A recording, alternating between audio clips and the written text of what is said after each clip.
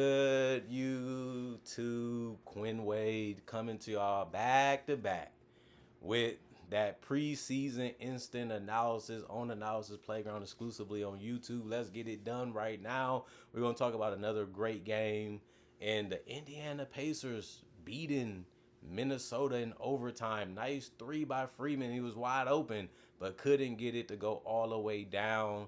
And that was their last attempt. And since they missed it, and the Pacers hit a free throw in the three to give them a 135 to 134 edge, they ended up winning the game. It would look like it was over early. I'm not gonna lie, Indiana was up by a ton of points. They won the first quarter 37 to 29. It was 28 to 28 in the second quarter, so they still had the lead. And then they also won that third quarter 30 to 25. But Minnesota went on a 42 to 29 run to end the fourth quarter, but they lost the overtime period 11 to 10. And whoever has the most points by the end of the buzzer, end of the game, is the winner.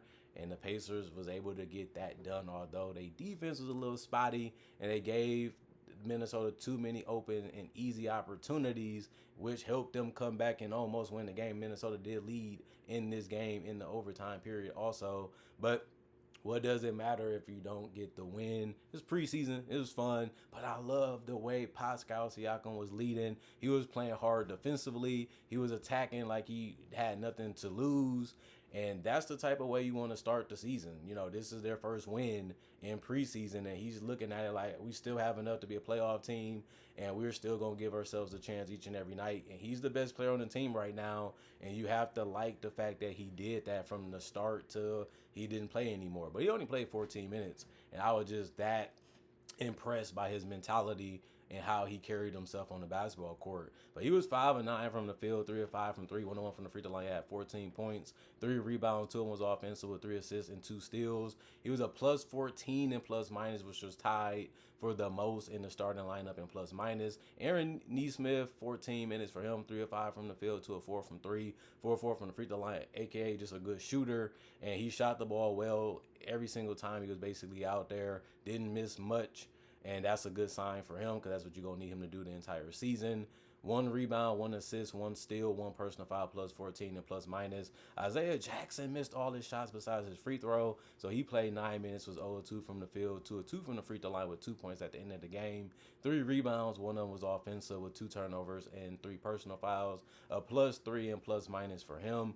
Andrew Nembhard, he's going to have to do a lot offensively for this team, and he did play a good solid game in the minutes that he was out there. He only played 11, but he was 3 of 6 from the field, 0 of 2 from 3, 2 of 2 from the free throw line. He did have 2 rebounds, 1 being offensive with 2 assists and a steal. He also had 1 personal foul and was a plus 10 and plus minus. Benedict Mathurin, 14 minutes, 2 for him. He went 3 of 5 from the field. He had this beautiful finish in the paint that led to an and one, which he did make that 1 free throw, and then he knocked down a 3, and he finished with 8 points, 4 boards, 1 being offensive with a steal and a block, 3 turnovers and 2 personal fouls. He was also a plus 14. I wonder if they're going to start him. They're going to need a lot of offense. They're going to need a lot of guys that can create, even collapse the defense, and Benedict Mathurin checks all of those boxes. But somebody's going to have to step up consistently off the bench, and we know that it might be T.J. McConnell, it might be Jarris Walker, it might be Johnny Furphy. We just have to see. It might even be Obi Toppin. But Obi Toppin played 10 minutes. He was 1 of 3 from the field, 1 of 2 from 3, 2 boards, 2 assists, 2 steals, a personal foul, a minus 6 and plus minus with 3 points. Jalen Slauson also helped with shooting 3 of 6 from 3, but he finished 3 of 7 from the field, 19 minutes. He also had 3 boards, 1 of them being offensive with 2 assists, 3 personal fouls, and a minus 20 and plus minus. And Gabe ended up playing 20 minutes. He was 2 of 9 from the field, 1 of 5 from 3. He had 5 boards, 2 being offensive with assists and a steal, 3 personal fouls. He was a minus 18 and plus minus. He ended up finishing with 5. Jarris Walker backed it up this game, finishing with 13, 5 of 12, shooting 24 minutes, which was actually second most on the team today. He was also 2 of 6 from 3, like the fact that he switched it up throughout the game and even got to the free throw line and went 1 of 2. He wanted to make both of those, to be honest. He had 5 boards, 3 assists, a steal in a block, 2 turnovers, 1 personal foul, a plus 6 in plus minus. You have to like the effort that he played with. You have to like that he had a go-getter mentality, and he also tried hard on the defensive end. Johnny Furphy played 20 minutes with 3 of 6 from the field, 1 of 2 from 3, but he got the most of his points mainly from the free throw line where he went 5 of 6. He had 3 rebounds and an offensive rebound. Not only that, he had an assist, a block, 4 turnovers, which was the worst part of his game tonight. He also was a +2 and plus minus. He got in double figures by the end of the game with 12. Tony Bradley was on the court, didn't attempt any shots, but he did get 2 rebounds, also no free throws attempted. He also had 1 personal foul. He was a +9 by the end of the game with 0 points. Jay Huff, he played a good role in the game. 19 minutes, he was 3 of 4 from the field, 0 of 1 from 3. 3 rebounds, 1 of them was offensive with an assist. He also had 2 blocks, 3 turnovers, 4 personal fouls. Was a +5 and plus minus with 6 points. I like that he was able to protect the rim while still providing that floor space, and even though he didn't make a 3 tonight, you still have to like what he can do while still also grabbing some good boards in the entire game, in the minutes that he played. James Wiseman had, a goofy possession where he ended up giving up a pass to a dunk, and it mainly because they both tried to go after it at the same time. But he ended up playing 16 minutes and went 2 of 2 from the field and 1 of 2 from the free throw line. You just need him to be a big, long body that can be physical in the paint, box out, rebound, and protect the rim. That's all you need him to do in a small amount of minutes when the season starts. And he did get 4 rebounds, 3 of them being offensive, which was the best part of his night. He also had 2 assists, a block, 3 turnovers, 2 personal fouls, and he was a -17 and plus minus. TJ McConnell was just playing his game, just being pesky. 8 minutes for him, 3 of 3 from the field, 1 of 2 from the free throw line. He ended up getting 2 offensive rebounds, which he usually does, is compete. He also had 3 assists. He's going to find his teammates, and he's going to find a way to get into that paint sometimes, too. He also got a clean steal that ended up resulting in a turnover, Minnesota-wise, and also a personal foul. He was a +5 and plus minus. He finished with a good old 7 points. DeLon Wright, who they just got, only played 4 minutes, so he couldn't really do much, but he still did score, even though he went 0 of 1 from the field. He went 2 of 2 from the free throw line. He had 1 turnover, 1 personal foul. He was a -7 and plus minus with 2 points. Ray J. Dennis gave them the most points in the game with 16 in 19 minutes that he played. He was also 4 of 11 from the field, but he went 4 of 6 from 3 and also 4 of 5 from the free throw line. He had 5 assists, 2 turnovers, 1 personal foul, and he was the -20 by the end of the game. You have to like the fact the man was just ready to score. He didn't settle for anything. He was just out there attacking the whole game. Either he was scoring or finding one of his teammates because he just had the right mentality and how to approach and attack the defense, and it worked out for him the entire game. Quentin Jackson, 10 minutes, 1 of 1 from the field, 1 of 2 from the free throw line, 2 rebounds, 4 assists, 2 turnovers, 1 personal foul, +15 and plus minus, 3 points.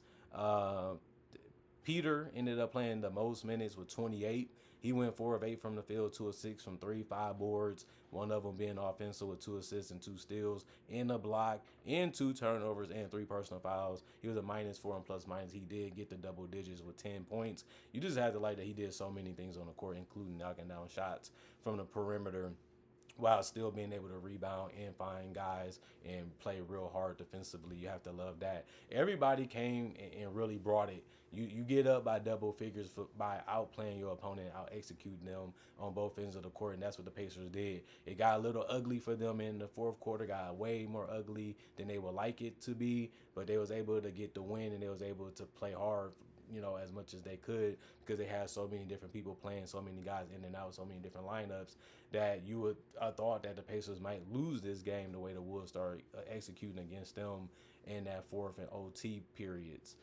45 of 94, 47% from the field as a team, 20 of 46, 43% from 3. That really helped them.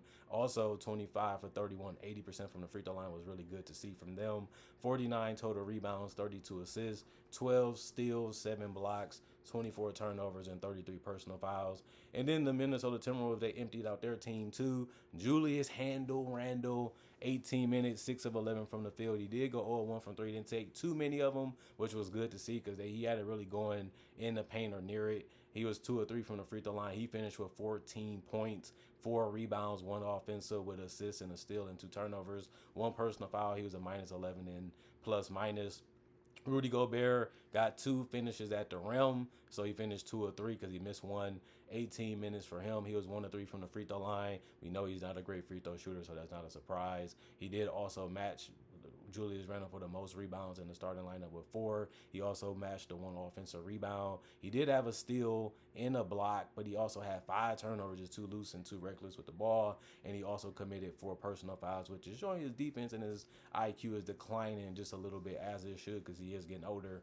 And he was a -8 and plus minus. Nas Reed got the start today. He played 16 minutes. He was 3 of 6 from the field, 1 of 3 from the 3-point line, 3 of 3 from the free throw line, 3 rebounds, 1 of them was offensive, 1 assist, 2 steals, 1 turnover, 3 personal fouls, a -1 and plus minus. He ended up getting 10 points. I like what he did defensively. I like how he was picking his shots. That's just a good game from him, as he normally does play. Mike Conley ended up playing 14 minutes. He only scored by going 2 of 2 from the free throw line, so he finished with 2 points because he didn't attempt a field goal at all, besides the one he got fouled on. 1 rebound, 1 assist, 1 turnover, 2 personal fouls, a -5 and plus minus for him. And Anthony Edwards took the most shots on the team, which wasn't really a surprise if I had to be honest. But he also took the most shots in the game.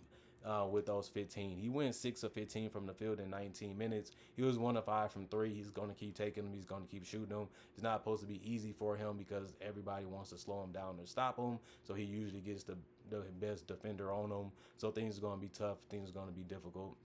And he's taking a lot of shots from the perimeter, which are the hardest shots to make. But he did go 4 or 5 from the free throw line with 2 assists and a rebound, 1 personal foul, -6 and plus minus with 17 points.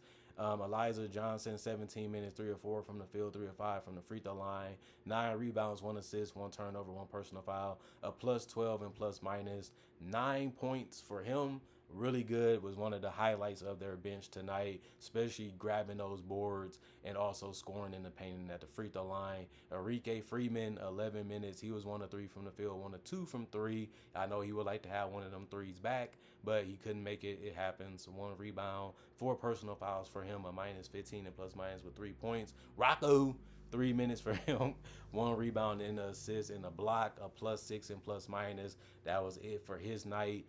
Joan, 21 minutes, 1 of 3 from the field. He went 2 of 2 from the free throw line with 4 rebounds, 2 of them being offensive with an assist and a steal, a block, a +2 and plus minus with 4 points. And Bones Highland, 12 minutes, 4 of 7 from the field, 3 of 5 from 3, 1 rebound, 2 steals, 2 personal fouls, a -5 and plus minus. He got in double figures with 11. It was only 2 guys that did, and he was one of them. And Bones Highland, he's going to be good for them. He can hit the 3. He can get to the basket. He can get to the free throw line. He can make quick passes. He's gambly and risky as a defender, so that can get them some easy buckets from time to time, too. Dante DiVincenzo didn't play that much. 9 minutes, 1 of 3 from the field, 1 of 2 from 3. I would say 1 of 3 from the field. 1 of 2 from 3. But he did have 2 offensive rebounds and an assist, a block, 2 turnovers, and 3 points by the end of the game. Juelz Bernard, 10 minutes, 3 or 4 from the field. He went 1 of 2 from 3, 2 of 2 from the free throw line, 2 personal fouls, a +6 and plus minus with 9 points. And Jalen Clark, 8 minutes, 0-1 from the 3. That was his only field goal attempts, 1 rebound, 1 assist, 1 personal foul, -1 and plus minus. And Johnny Juzang got hot in this game. 14 minutes, he went 6 of 9 from the field, but 6 of 8 from 3 really helped them get the game in a better area for them to be able to get back in the game, which they ultimately did. And it was a lot of his open 3-point shooting that was able to help them cut the deficit. 2 of 2 from the free throw line for him. 2 rebounds. He also had 1 block and a turnover and a personal foul. He finished as a +15 and plus minus with 20 points, which actually was the most in the game, which is crazy, but it actually was. But it's preseason, so it happens like that, especially because threes count for so many points, especially when you make a majority of them because you only missed 2. Terrence Shannon Jr., 23 minutes, 3 of 6 from the field, 2 of 3 from the 3-point line, 1 of 2 from the free throw line, 2 rebounds, 5 assists, 3 steals for him. He ended up having one turnover, a -9 and plus minus with 9 points. Gotta like it. He's gonna be one of their best bench players. He's got to continue to make those threes. He got to continue to find teammates, and he got to continue to be aggressive. If he does those things, things will open up. You just have to read the defense the right way and make the right play. Tristan Newton, 20 minutes. He was 1 of 4 from the field, 1 of 2 from three. He did also go 6 of 8 from the free throw line, so he finished with 9 points, 2 rebounds, one being offensive with 3 assists and 2 steals, 3 turnovers, a plus 18 and plus minus, which ended up being real good because he ended up leading the entire team in that category. Pulling 12 minutes, he was 2 of 4 from the field, 0 of 1 from three, 2 of 2 from the free throw line, 1 rebound, 4 assists, 1 steal, +3 and plus minus with 6 points. And then Rob Dillingham had another bad game. 22 minutes. They put the ball in his hands again. They're trying to let him learn from his mistakes and learn as he continues to play. It's nothing better than to do that in a game, especially preseason. But he still went 1 of 7 from the field, 0 of 1 from three, and 1 of 2 from the free throw line. Couldn't make a shot. That's been his biggest problem. He showed that he has the speed, the quickness, and the handles. He just has to continue to be a better decision maker and just be smarter out there and just read the floor better, but also just try to take more confident shots. It seems like he's forcing it and rushing it a little bit from time to time. And I get it because defenses are trying to make it hard. They're trying to make it difficult. He's not the strongest guy, not the most built guy either right now in his career. And it's showing, when it comes to trying to create separation while still trying to get the ball up in an orderly fashion to be able to make it. But he had 2 boards, one of them being offensive with 4 assists and a steal, 3 turnovers, 4 personal fouls, a -7 and plus minus with 3 points, 43 of 90, 47% from the field, 17 of 36, 47% from three, 31 of 41, 75% from the free throw line, 41 rebounds, 11 of them being offensive. They did get out rebounded though.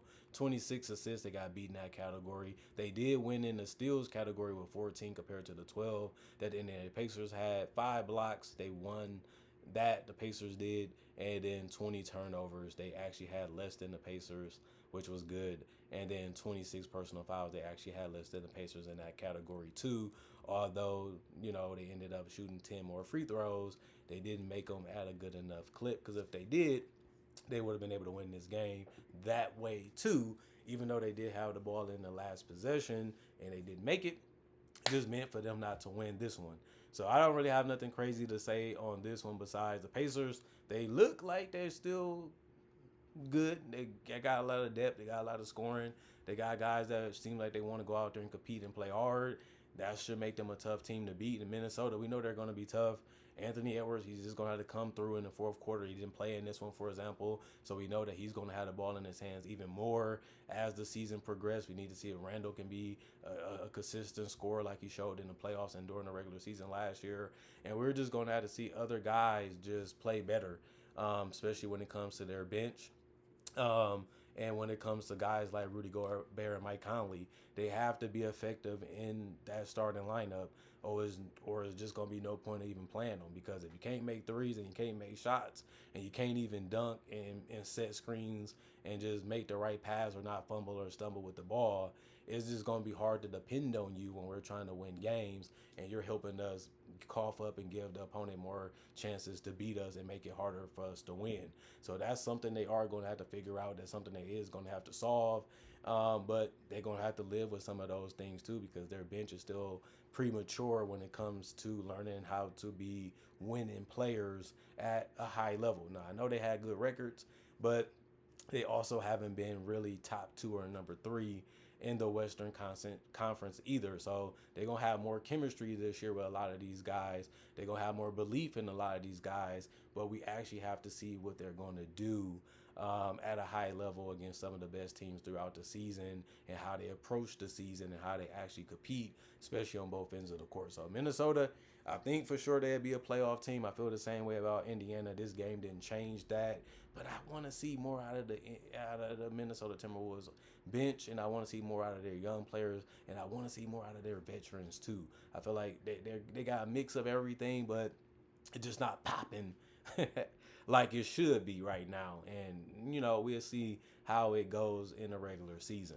Other than that, comment, like, subscribe, share, and hit the notification bell to get analysis when it first come out. Thanks for watching. I also do conversation videos just like this about various NBA only topics. I also do breakdowns with real footage of legends, current legends, rookies, and also future stars. I also do mock draft and draft coverage. I also have over 3,000 videos right now that you can watch and enjoy for free on this channel. Not only that, I do upload videos each and every day, so you love that type of stuff and you want more of it, this is the channel you should be subscribed to. This is the channel you should be supporting. Not only that, I also would say thank y'all for appreciating the content for what it is. Continue to watch, continue to come back, and thank y'all for subscribing if y'all ended up doing that by watching this video or previous ones. Other than that, thank y'all. I would say y'all stay blessed up. Peace out. I'll see you guys later, and can't wait to give y'all more thoughts on the season and the games. And I got more award predictions, more breakdowns, more tributes, and more rundowns, more content that's going to come as the season continues to go on. So make sure you stay subscribed, make sure you hit that notification bell, and make sure you're ready for a lot of content, because I got so much coming tomorrow and so much for the rest of this season and throughout it, and including the playoffs. So stay tuned. Peace out.